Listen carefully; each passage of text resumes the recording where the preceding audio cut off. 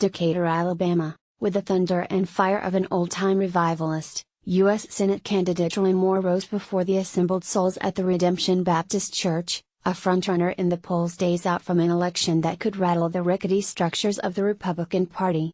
"You think that God's not angry that this land is a moral slum?" asked Moore, 70, reciting a rhyming poem he had written years earlier during a 50-minute address before several dozen believers. How much longer will it be before his judgment comes?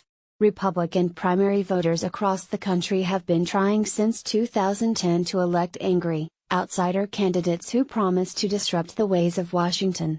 But no one in recent history has promised to be quite as disruptive as Moore, a former Chief Justice of the Alabama Supreme Court who has twice been removed from the bench for defying judicial orders.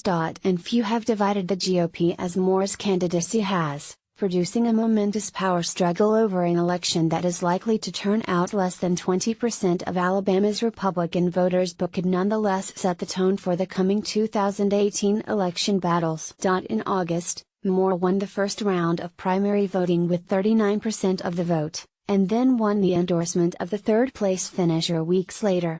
Now, with the election just 5 days away, Moore leads public polling averages with a 9-point edge over Senator Luther Strange, the man appointed to replace Attorney General Jeff Sessions. Strange, a 6'9" former prosecutor in the conventional mold of his colleague, Senator Richard C. Shelby, Republican Alabama, is bolstered by millions of dollars pouring into the state from establishment Republicans including Senate Majority Leader Mitch McConnell, RKY, by the U.S. Chamber of Commerce, and even by President Trump, who plans to hold a rally for Strange in Huntsville on Friday. But many of Trump's core supporters remain with Moore, who relentlessly praises Trump's policy agenda on the campaign trail.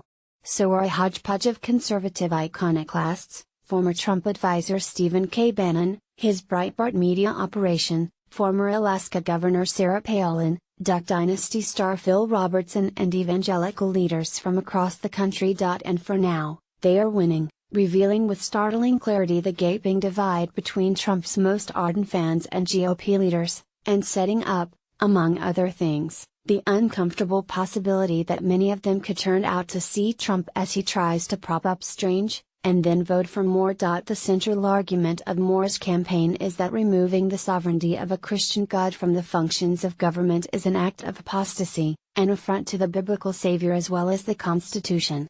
Among the prices he says this country has paid for denying God's supremacy, the high murder rate in Chicago, crime on the streets of Washington, child abuse, rape and sodomy. It's a crisis he hopes to address next year from the floor of the Senate.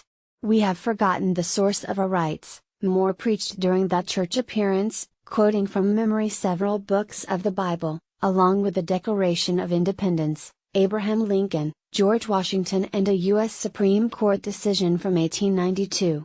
"We put ourselves above God. And in so doing, we forgot the basic source of our morality." Moore has always been controversial, and proudly so. As a judge, he denied granting custody of 3 teenagers to their mother, who was in a lesbian relationship, writing that her private behavior was an inherent evil against which children must be protected. In his current campaign, he has called for the impeachment of judges, including possibly Supreme Court justices, who issue rulings for same-sex marriage and sodomy. He also acts nothing like a professional political candidate. During the final days of a brutal campaign, which has featured withering, daily television and direct mail assaults on his character, he invited a reporter to spend hours alone with him traveling through the state. Unstaffed by campaign aides and tethered to the outside world only by a flip phone, Moore offered a seat in his family's pew for Sunday church services, welcomed a tag along when he visited with his 90-year-old mother, gave a tour of his home and property in Rogaland, and then offered to speak on the record for a 2-hour drive, with a quick stop for lunch with his wife, Kayla, at a roadside Cracker Barrel, where they both ordered the Sunday home-style chicken. The last 50 years, Moore argued, has witnessed the tragic removal of God from public life, from schools, from government, that was never intended under the Constitution's Establishment Clause. "There is no such thing as evolution," he explained at one point as he waited for his lunch. "Species might adapt to their environment," he continued, But that has nothing to do with the origins of life described in the Bible. That we came from a snake? He has.